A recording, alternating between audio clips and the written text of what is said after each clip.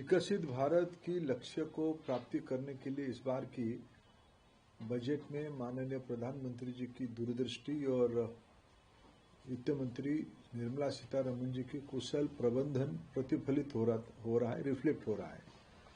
मैं अगर शिक्षा विभाग की ओर से पहले उनको कुछ विषयों के लिए बधाई देता हूं, आभार प्रकट करता हूं। पिछले बार बजट की साइज से इस बार की बजट की साइज एजुकेशन के लिए बढ़ी है। पिछले बार कुल 1,28,650 करोड़ रुपया की वित्तीय प्रबंधन की गई थी पिछले बजट में। इस बार इसको बढ़ा के 1,39,289 करोड़ 1,39,289 करोड़ की वित्तीय प्रबंधन किया गया है, जो पिछले बार की तुलना में 8.27% ज्यादा है। यही विषय दर्शाती है सरकार की शिक्षा के प्रति प्राथमिकता। और शिक्षा अगर मैं सेक्टरल एनालिसिस करूं तो शिक्षा 6वीं प्रमुख स्थान पे बजट में प्रायोरिटाइज किया गया है। मैं 2-3 विषय के लिए आपके सामने इसको स्पेसिफिक करना चाहूंगा। मैं सबसे पहले प्रधानमंत्री जी और वित्त मंत्री जी को आभार प्रकट करूंगा। इस बार भारत में लड़कियों की स्टेम एजुकेशन में दक्षता दुनिया में सबसे बेहतरीन है। भारत की लड़कियां विज्ञान, टेक्नोलॉजी और गणित की शिक्षा में स्टेम एजुकेशन जिसको कहते हैं, इसमें दुनिया के अन्य देशों की तुलना में हमारी उपलब्धि सर्वश्रेष्ठ है। उसको और गति देने के लिए और आगे बढ़ाने के लिए सरकार ने योजना बनाई, राज्य सरकारों के साथ मिलकर देश की सभी जिलों में एक गर्ल्स हॉस्टल, अत्याधुनिक गर्ल्स हॉस्टल बनाया जाएगा। मैं मानता हूं बहुत दिनों के बाद बच्चियों की, लड़कियों की शिक्षा को एक छलांग देने के लिए, एक फ्लिप देने के लिए सरकार ने एक बहुत ही महत्वाकांक्षी योजना को विकसित भारत की रास्ते में महिला की सशक्तिकरण, महिला की शिक्षा, बजट में अन्य विभागों में वुमेन डेवलपमेंट के लिए बहुत प्रायोरिटी दिया गया है। उसको जोड़ते हुए शिक्षा में इस हॉस्टल जिले, देश की सभी जिलों में एक एक हॉस्टल बहुत कारगर साबित होगी। ऐसे ही एक महत्वपूर्ण कदम विकसित भारत के लक्ष्य को पूरा करने के लिए राज्यों सरकारों के साथ मिलकर राज्य सरकारों की एक चैलेंज रूट में राज्य सरकारों को उसमें से प्रतियोगिता करना पड़ेगा, शर्तों को पूरा करना पड़ेगा।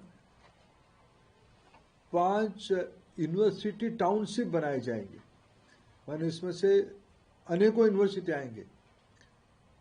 5 यूनिवर्सिटी टाउन जो उस राज्य की इंडस्ट्रियल लॉजिस्टिक क्लस्टर के पास होगी, इसमें रिसर्च, इनोवेशन, एंटरप्रेन्योरशिप, नॉलेज, ये सारे की एक इकोसिस्टम बनेगी।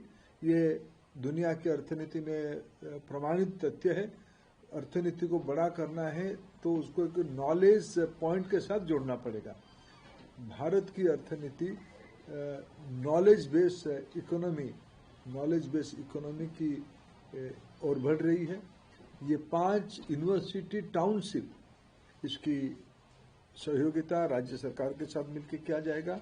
ये भी एक महत्वपूर्ण उपलब्धि है। वैसे ही हमारी 15,000 स्कूल्स में, सेकेंडरी स्कूल्स में, हायर सेकेंडरी स्कूल्स में animation, visual effect, gaming and comics, ABGC की जो एक नई राष्ट्रीय इंस्टीट्यूट हुई है, उसकी अगुवाई में इसे जोड़ते हुए 15,000 स्कूल्स में एबीजीसी की पढ़ाई की जाएगी, कोर्स खुली जाएगी। उसकी हायर स्टैंडर्ड्स की कोर्सेज के लिए 500 कॉलेज में एबीजीसी की कोर्सेज चलाया जाएगा। ये ऑरेंज इकोनॉमी को देश में, हमारे देश में गुणवत्ता की, सृजनता की, कला की कोई कमी नहीं है, उसको और आगे बढ़ावा देने के लिए ये 15,000 स्कूल्स में कोर्सेस और 500 स्कूल में, 500 कॉलेजेस में इस प्रकार के कोर्स, ये बहुत कारगर साबित होगी। पूर्वी भारत में national institute of design, NID देश में अनेक स्थान पे काम कर रहा है। पूर्वी भारत में एनआईडी नहीं था। केंद्रीय बजट में इस बार पूर्वी भारत में एनआईडी स्थापित करने के लिए घोषणा किया गया है। ऐसे 4 जगह पे एस्ट्रोफिजिक्स और एस्ट्रोनॉमी की स्टडी को और आगे बढ़ाने के लिए 4 जगह पे टेलीस्कोप इंफ्रास्ट्रक्चर फैसिलिटी को अपग्रेड और नया सेटअप किया जाएगा। एक महत्वपूर्ण निर्णय इस बार बजट में किया गया है। जो विद्यार्थी बाहर पढ़ने के लिए जाते थे उनको जाने की पहले 5% की टैक्स देना पड़ता था। आपने जितना रेमिटेंस उनको देना पड़ता था, जिनका उनको फीस वगैरह उनके खर्चे के लिए पैसा खर्चा करना पड़ता था, उसमें 5% टैक्स लगती थी। इसको सरकार ने इस बार घटा के 2% किया। उसमें हमारे स्टूडेंट्स को बाहर जाके एडवांस रिसर्च करना, पोस्ट डॉक्टरल करना और जनरल एजुकेशन में जाना और सुलभ हो जाएगी। एक महत्वपूर्ण घोषणा इस बार बजट में किया गया है। एक हाई पावर्ड कमिटी बनाई जाएगी, education to employment and enterprise, E2E standard committee बनाई जाएगी, जिसमें विकसित भारत की लक्ष्य को पूरा करने के लिए technology driven, AI empowered school education, SCRT को इन्वॉल्व करते हुए एकदम एक नई एजुकेशन इकोसिस्टम, नॉलेज इकोसिस्टम देश में कैसे बनाया जाएगा, इसके लिए E2E स्टैंडर्ड कमिटी, एक हाई पावर्ड कमिटी बनाई जाएगी। इस बार NCERT हमारी डीम्ड यूनिवर्सिटी हो चुकी है, डीम्ड टू यूनिवर्सिटी हो चुकी है। इस बार बजट एलोकेशन में NCERT के जो परंपरागत बजट होती थी उसमें से 14% की ग्रोथ हुई है। ये NCERT हमारे नेशनल एजुकेशन पॉलिसी की इम्प्लीमेंटेशन में एक प्रमुख इंस्ट्रूमेंट हमारा NCERT है। इसको गति देने के लिए NCERT के बजट को भी बढ़ाया गया है। अन्य 2 एजुकेशन इंस्टीट्यूट के बारे में मैं आज यहाँ उल्लेख करना चाहूँगा। देश में जिस प्रकार की बच्चों के ऊपर डिस्ट्रेस होने की प्रायोरिटीज दिया जा रहा है, इकोनॉमिक सर्वे में भी मेंटल हेल्थ के बारे में खूब चर्चा की गई थी। आज बजट में उस विषय को आगे ले जाने के लिए दक्षिण में बेंगलुरु में निम्हांस एक बहुत सेंटर ऑफ एक्सीलेंस करके काम कर रहा है।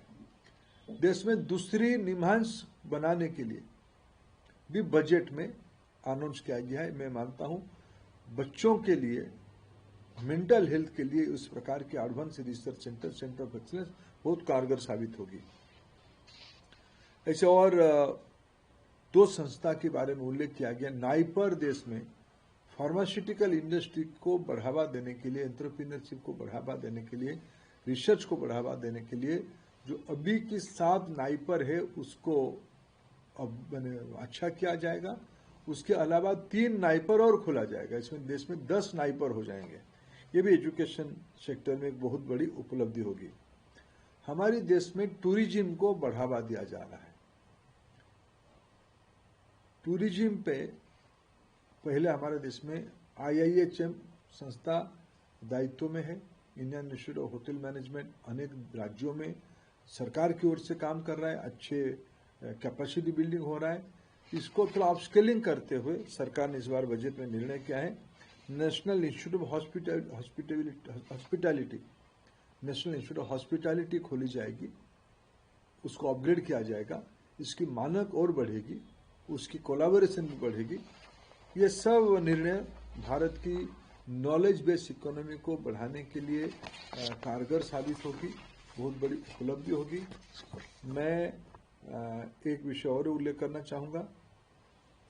मैं कई विषयों में इस बार बजट की जो गति, ये रिफॉर्म एक्सप्रेस को आगे बढ़ाने वाला बजट है।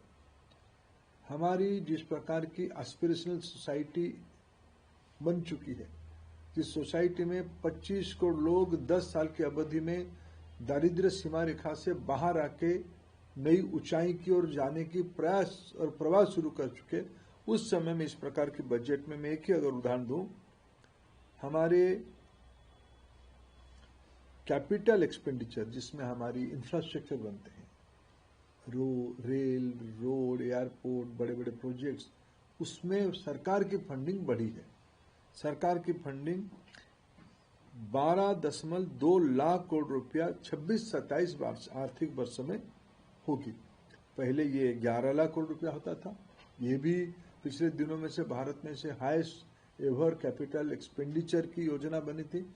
इस गति को आगे बढ़ाते हुए रोजगार सृजन के लिए, नौजवानों के लिए, गरीबों के लिए, वंचित वर्गों को रोजगार मिले, इसी के लिए भारत सरकार ने इस बार कैपिटल एक्सपेंडिचर को और 1,20,000 करोड़ रुपया की एनहांस किया है।